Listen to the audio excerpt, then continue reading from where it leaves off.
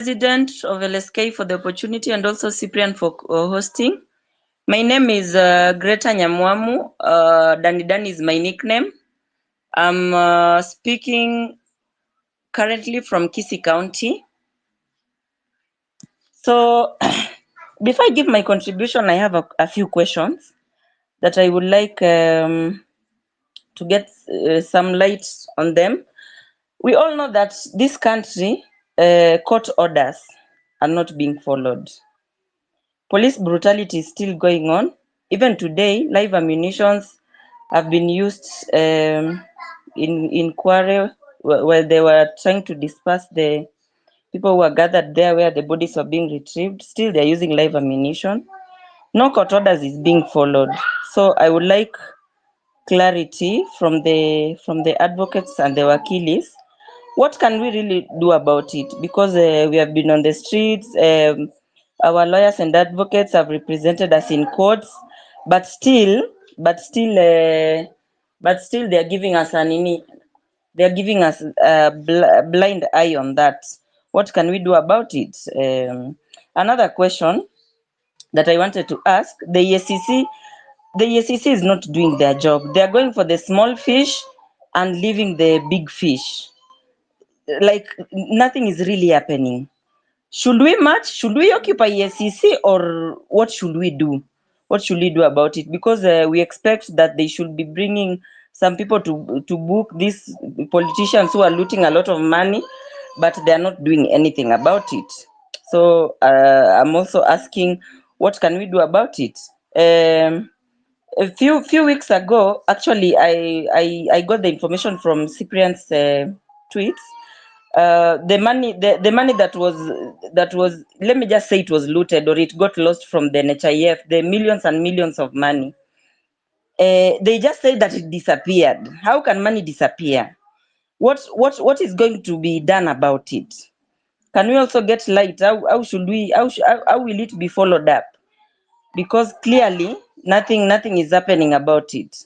Also on the CSS, personally, I will say that these people should be brought to book, and the way they were audited when they were being given the positions, they were told to declare their wealth. It's been almost 2 years down the line.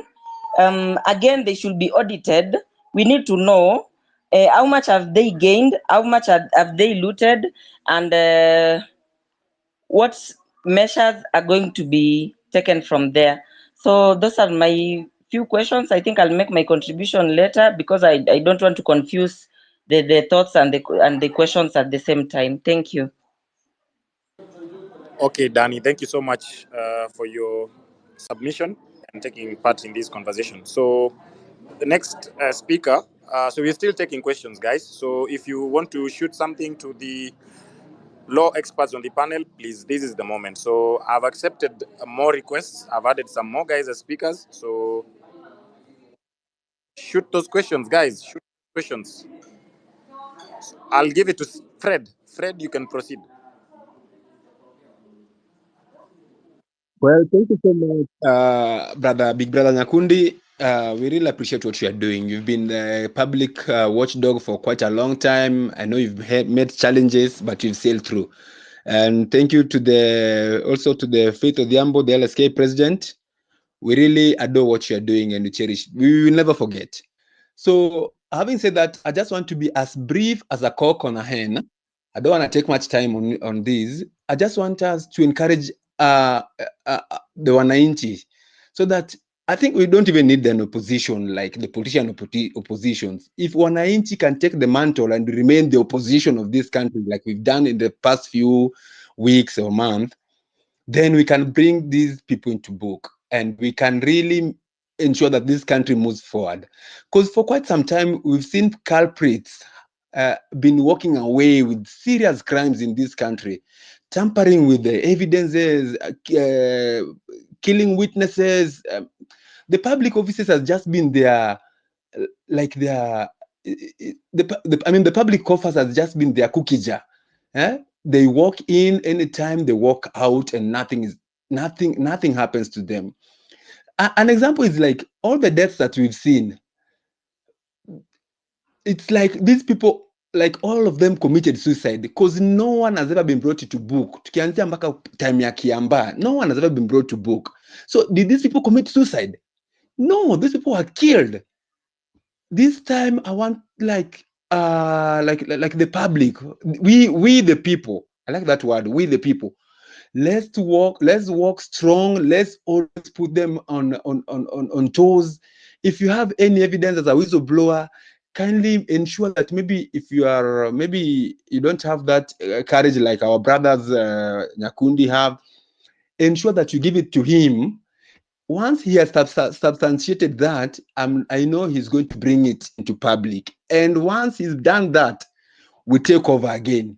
We pile the pressure, we push forth, we march, we do anything until we see the fruits again. Accountability should be something at all time, be in plain black and white. We thank God because of the social media now.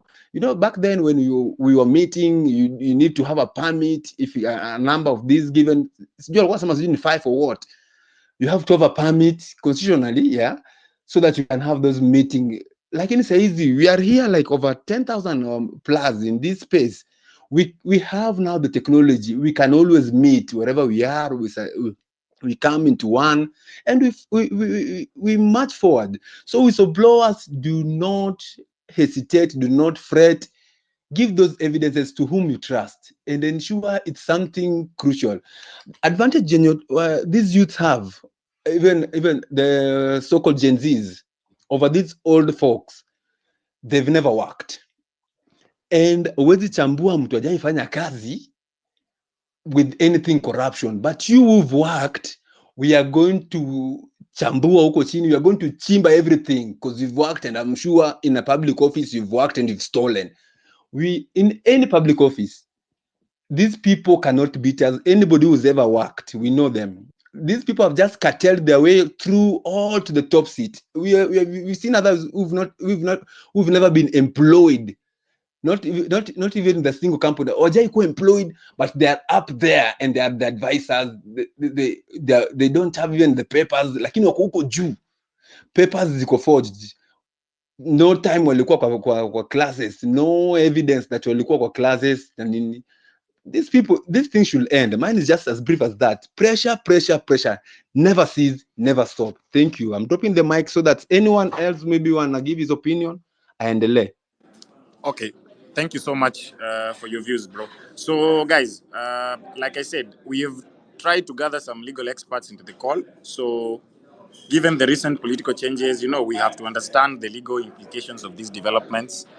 You'll have to forgive me. I am co-hosting this space from a public event. So, guys, you'll have to bear with me in case you get to hear some background noise. But with the resignation of the IG, dissolution of the cabinet, there are many legal questions. So, guys, I'm giving you the space to shoot those questions. So, I think Gabu is back on the call. I tried getting back Gabu on the call when he started. I don't know if he can hear me.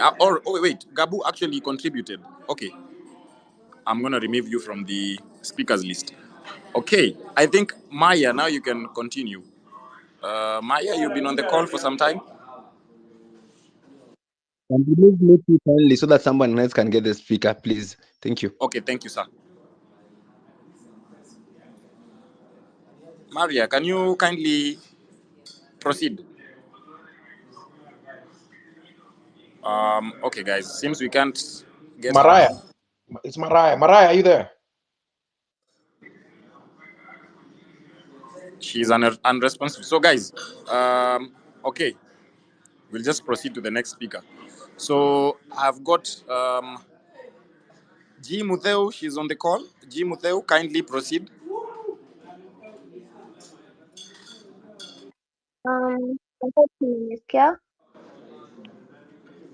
Yes, I can hear you. First, naweza penda na kwanza na my condolences, to send my condolences to our fallen soldiers and send my flowers to Madam Faith Odhiambo.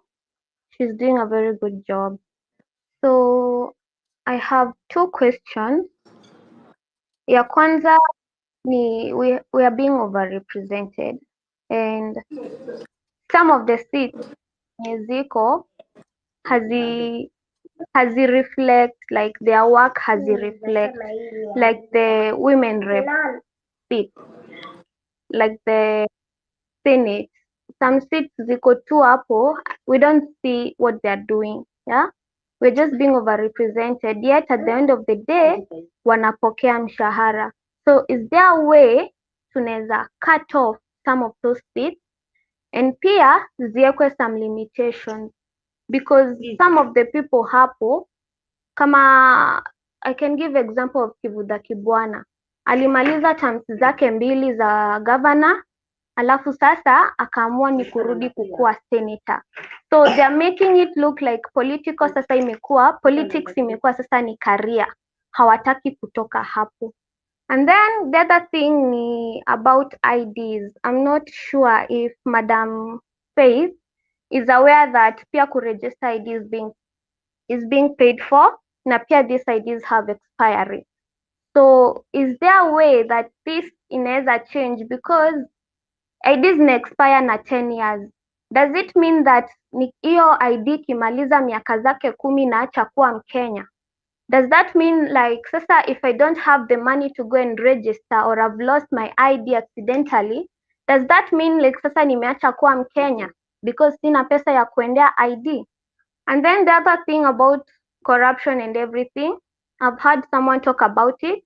We should start it from huku chini. Like, let's bring up our children to be honest and let's teach them integrity.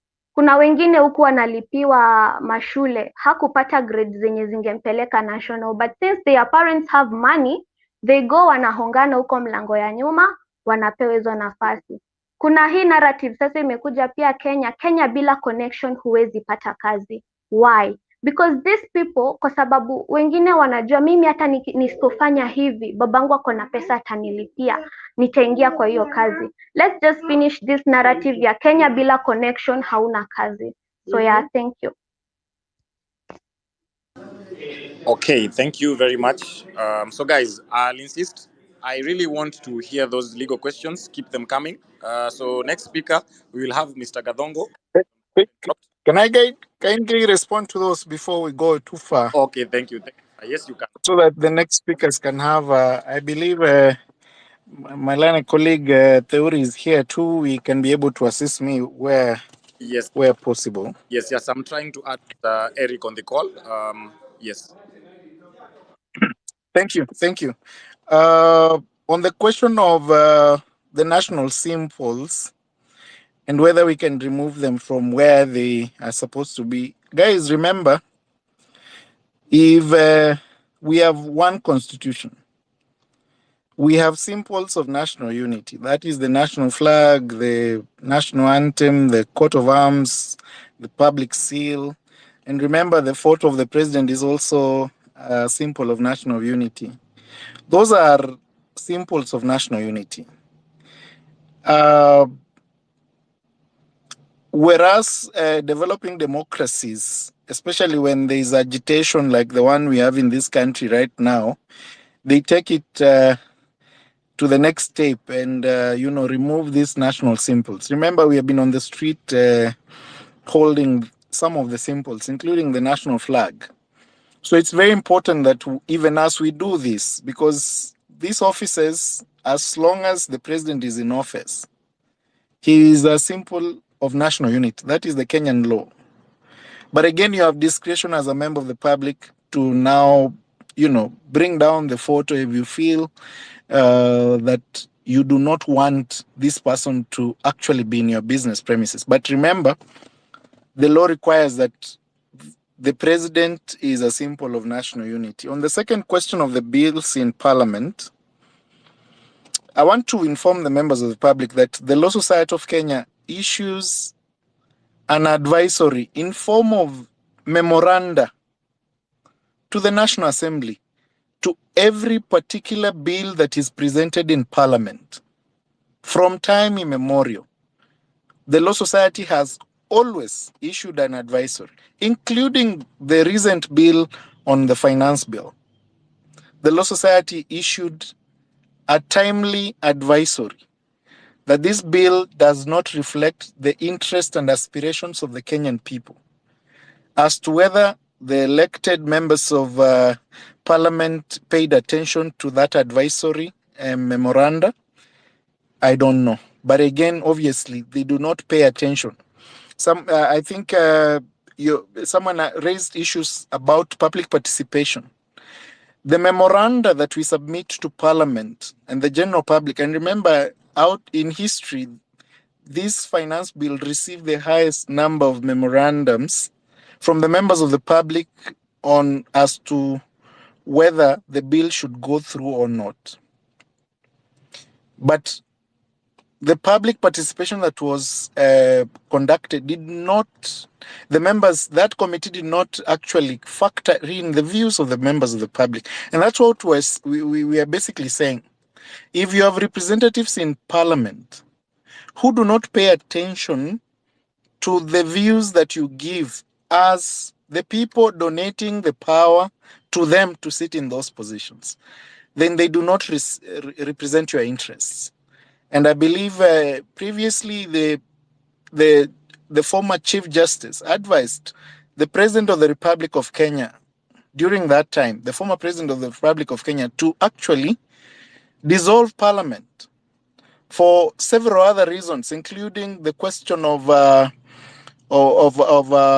representation in terms of balance.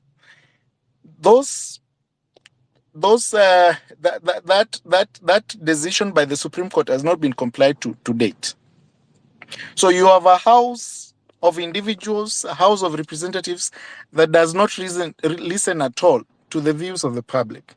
On the question of the Auditor General reports, I can guarantee you today, if you go to the Auditor General's website right now, you will get to know whichever county you come from, you will find out whether the Auditor General gave an adverse report or a fair report, whichever that the Auditor General gave in your respective counties.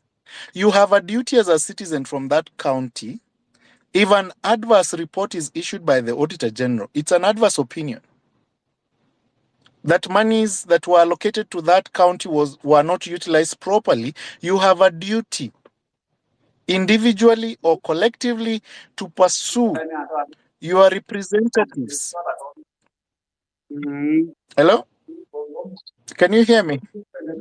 Yes, we can hear you, Manuel. Yes. You have a duty to follow up with your respective counties and ask questions and even institute proceedings for removal of those officers from office on the basis of the Auditor General's report. I can guarantee you, if there is an office that works day and night to ensure that the Kenyans are informed about the usage of their resources, is the Auditor General. Go to their website right now. You will find out that they have reports from counties, they have reports from ministries, they have reports from parastatals, they have reports for every public entity, including universities, as to how they use their money. And they issue this report every year. Every financial year, there's a report from the Auditor General on the usage of the resources. And it's very important that you follow up on those reports, read them, and then follow the constitutional process to institute proceedings to impeach these individuals on the basis of improper usage of the resources that have been allocated to your respective counties. And this includes to the national government, because the Auditor General audits all public entities that are supplied with public resources. Article 229, and I think you guys know that the Law Society rejected the appointment of Faith Odhiambo, the president of the Law Society, to represent, to join the committee created through a presidential executive order to audit the public debt. And we communicated our position as the LSK that the directive to create an amorphous body in form of a task force is unconstitutional because the Article 229(4) gives the Auditor General, the Office of the Auditor General, those powers to audit. And this is where the problem starts. The Auditor General is paid from the public coffers. Why would you create an extra constitutional body to audit the public debt, yet constitutionally, under Article 229(4), we have a government office that has absolute powers to audit every government office, including the office of the president, and the expenditures and how they spend the money. And so that is why, as the law society said, we cannot participate in an extra constitutional body. Number one. Number two, we cannot allow an extra constitutional body take away powers of the Auditor General to audit the public debt. The president has supreme powers to direct the Auditor General, because he serves under his government, to actually audit the public debt. And remember, these people have capacity, they have resources, they have access. Where is the task force going to get access? Where is the president of the Law Society of Kenya going to get access to government accounts, government expenditures? Yet we have specialized, paid public officers working under the office of the OAG to actually check on the expenditure of the members of the public. And that is important, because if the president was honest in addressing the question of corruption and the public debt, then he has facilities within his disposal, because the Constitution of Kenya provided for proper audits. It provided for that office, which is an independent office, to actually go through the public expenditure and give reports periodically as to how that money is spent. Let me go to the court order issue. And someone alleged that the court orders are not properly adhered to. And there's the question of the use of live bullets. I reiterate my earlier position that we have instituted proceedings against the individual officers. Previously, as a law society, we used to institute cases against the offices. That is the Office of the Inspector General Police, the officer commanding station of these particular police officers. We have exited that tradition. We are actually instituting proceedings against individual names. And that's why I said, as the Law Society of Kenya, we have cases in court against the former Cabinet Secretary for the Ministry of Interior in his personal capacity. We have proceedings in court against the former Inspector General of Police in court. We have proceedings against the Director of the National Intelligence Service and the respective individuals in their respective names to answer to violations of constitutional rights and constitutional and fundamental rights. And I think I had already answered that question previously. There is a question on the EACC, the small fish against the big fish. We are aware that indeed the EACC has failed Kenyans, being an independent office, to actually investigate crimes against the usage of public resources and corruption within the public service. The Law Society has been on record calling out the Director of Public Prosecution from withdrawing cases that were filed on allegations of lack of evidence or disappearance of witnesses and issues like that. And I think as a Law Society, we'll continue following up on those cases. We have in the past and currently put a lot of pressure on the EACC to continue with the cases that are on the public domain in terms of the usage of public resources. And I think that is already documented. someone asked a question on identity cards and the expiry date. I am happy to know that members of the public know, and this was done in secrecy. It's very important to know that this was done in secrecy. Do you know that today, if you lose your identity card, tomorrow, when you renew it, you will find that it has an expiry date? Do you also know that any other young person attaining the age of 18 years, upon application to have an identity card, they will have an identity card that has an expiry date of 10 years? Do you also know that indeed there are new regulations that you must pay for an identity card? Now you know. The Law Society has moved to court. As we speak, we are already in court on this issue. If you are a Kenyan citizen, and I'll make reference to numerous cases that have been filed in court on citizenship, if you are born in Kenya, a document will not give you citizenship.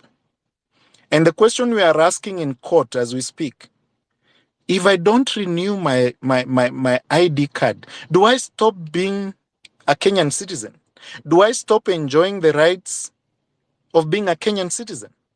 And these are very important questions, because if I was born in this country, as long as I'm alive, my right to citizenship is inherent.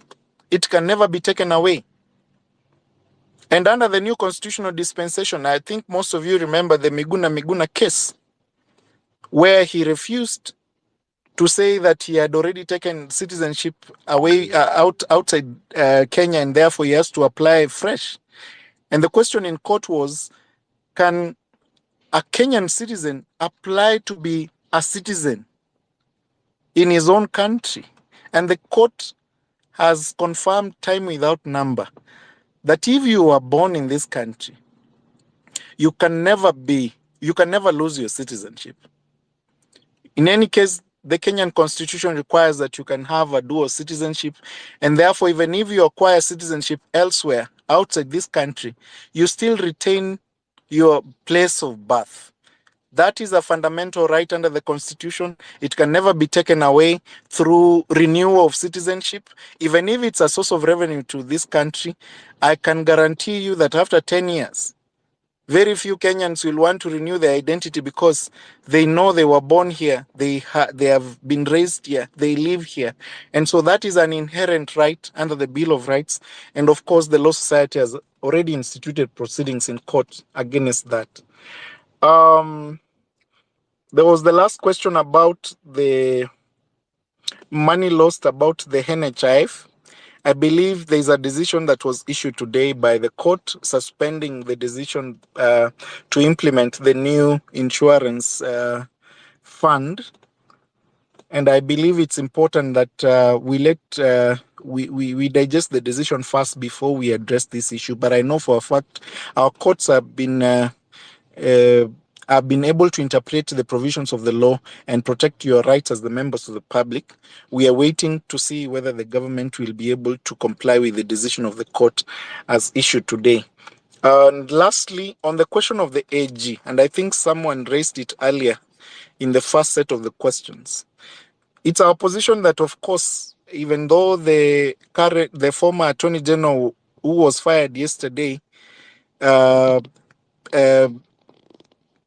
created the office of the Attorney General to be vacant, and as you are aware, under the Constitution, Article 157 provides for that office, which is not supposed at any point to be left vacant. I'm hoping that the government and the government advisors will advise the president to appoint the new Attorney General as a matter of priority, because remember, under the provisions of under the Constitution of Kenya, the Attorney General is the advisor of the government, and even though he's the advisor of the government, he also represents government in cases that are in court. I cannot count the number of cases that are in court that the Attorney General is actually representing government, and it's very important so that we don't have a constitutional moment where people will ask questions whether there is an attorney general in office for anyone to appear in court on their behalf, it's important that the president appoints an attorney general for purposes of ensuring that there's continuity within the court space. I believe I've answered all the questions that were asked by the presenters. Thank you very much. Okay, thank you very much, sir. So, guys, there you have it. So, I don't know, the next speaker, I had interrupted someone who was about to proceed just before Wakili here got. So, Mr. Gadongo, yes, Mr. Gadongo, sorry. You can briefly proceed kindly. Thank you, Cyprian, for the chance. Sorry to Greetings to interrupt. all of you. Yeah, sorry to interrupt. Okay. Any speaker, if you're joining, kindly, guys, it'd be very nice if you told us maybe where you're joining from, because we need to appreciate, the geographical spread and the unique, insights from different parts of the country. So that's all, bro. You can proceed.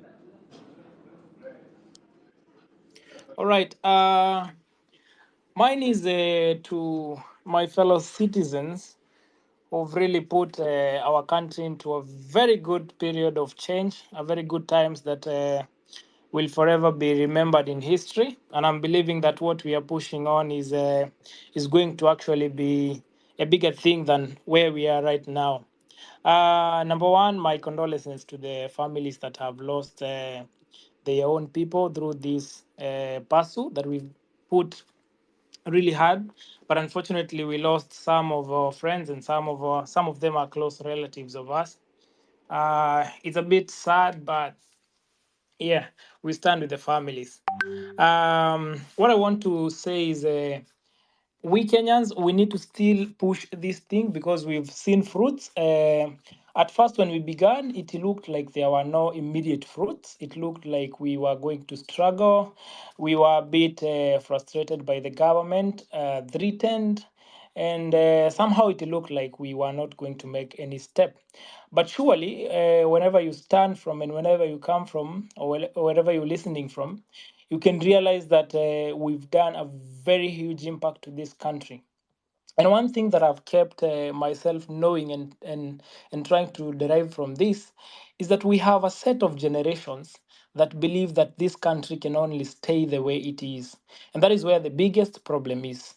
And these generations, unfortunately, are our parents, the age of our parents, if I would say.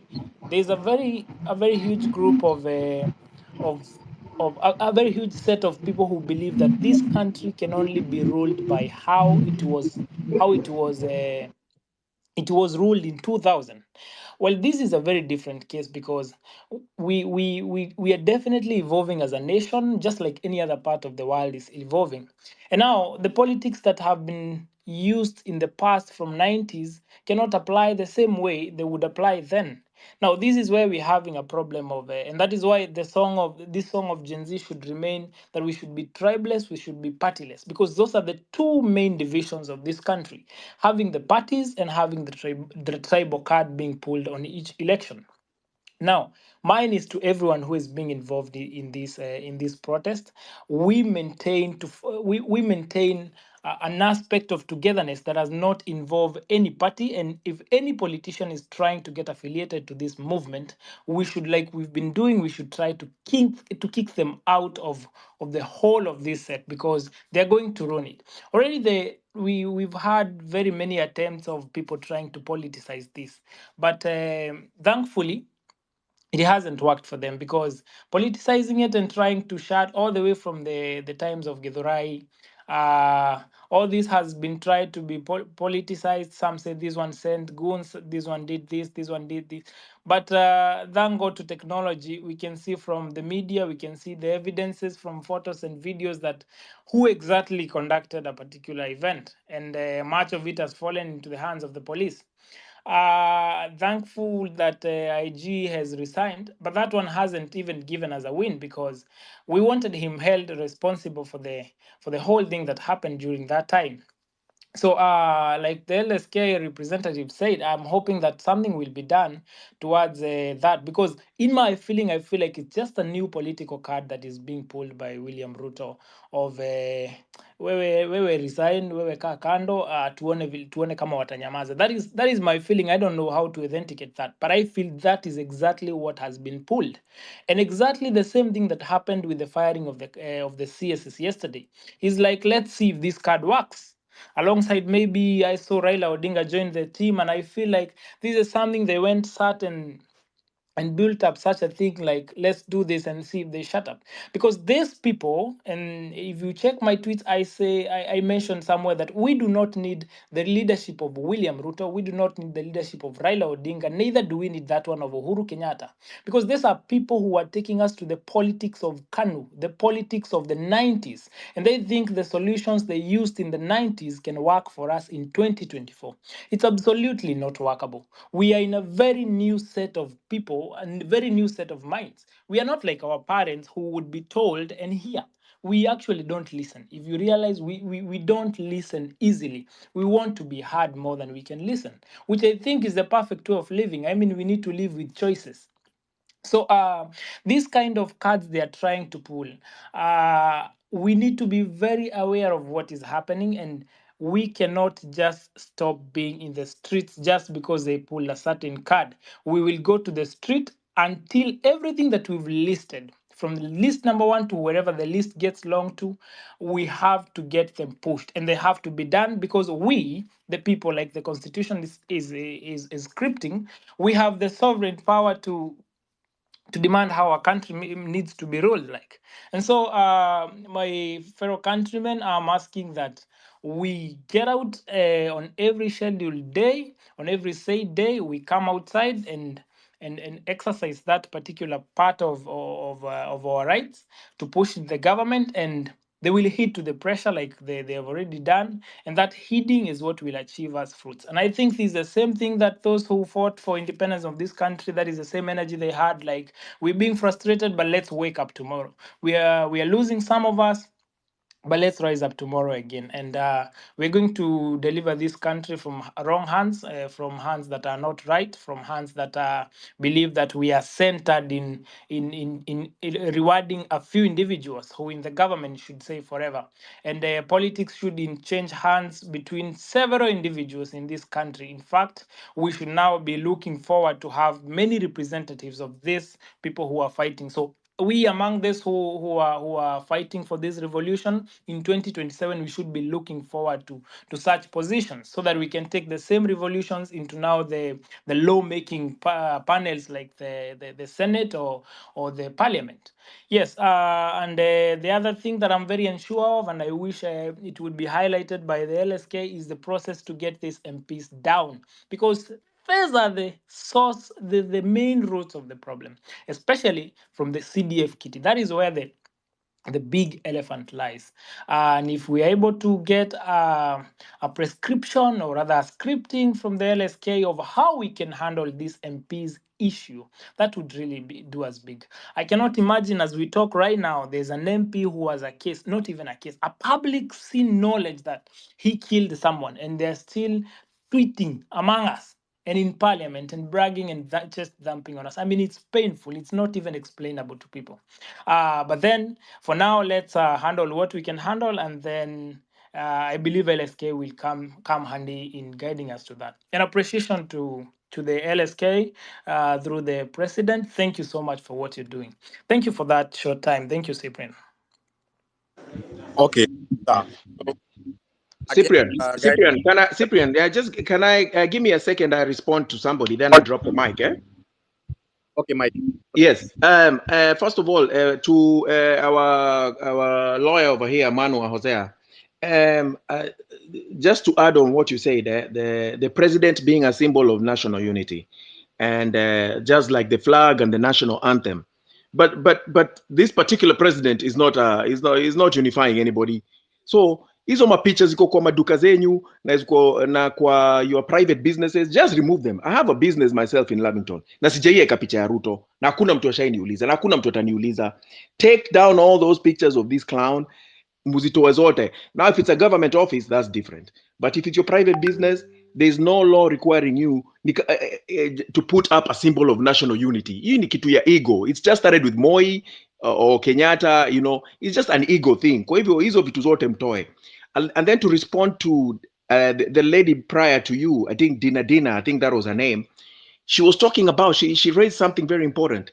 She talked about before the CSs were put in office, they were taken to parliament to be vetted, and they declared their wealth. But here's the problem. Come on, like I have the numbers here. Like Linturi, I think was the richest with 1 billion. People like Mukomen declared he was worth 550 million. Ababu was 425 million, and Zachariah was like 80 million. But the problem with this, no kind of audit was done on these declarations. Mtu anakuja anasema I'm worth 1 billion, lakini hakuna scientist wameingia huko. They didn't turn over their bank accounts, they didn't turn over their title deeds, they didn't turn over their vehicle logbooks, so we can make sure that Linturi akisema I'm worth 1 billion, it's actually worth 1 billion. Juu tumeangalia accounts zake za KCB, NCBA, whatever, he has put the money, even if it's offshore accounts, he has turned them over. We've looked at them, tumesema KCB akona 300 million. Akona gari mbili za 50 million. Nobody did that. Wanakuja tu wanasema, it's like me saying, mimi nikuje tu hapa niseme I'm worth 10 million. And then you take my word for it. Cyprian anakuja aseme, me I'm worth 100,000 and or 50 million. And then we just take our word. So going forward, we must ensure anybody, because these seats have to be filled, whether we like it or not, these things are verified and forensically audited. Mtu ana turn over all his bank accounts, his vehicle logbooks, everything. Na kama hataki kufanya hivyo, then he cannot be appointed as a CS or a government representative. Juu sasa mimi naangalia hapa nasema Linturi 1 billion, alafu tukienda kuaudit sahi, now that they've been fired, tuone ako na 2 billion ama tuone ako na 900 million, but nobody verified these sources of wealth. So going forward, si ati nani akuje tu hapo aseme Rebecca Miano akuje aseme I'm worth 300 million.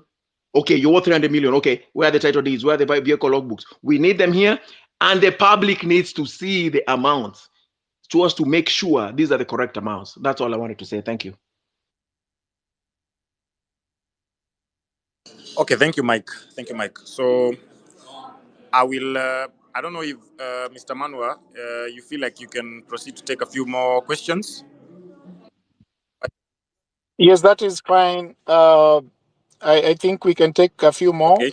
I'm trying to add some more legal experts on the panel, though we are having some difficulty getting to reach Mr. Eric Theory. So, sir, if you're on the call, kindly accept the request to be a speaker on the panel as we proceed to the next contributor. So I will give the mic to Keegan. Keegan, you've been raising your arm for some time now.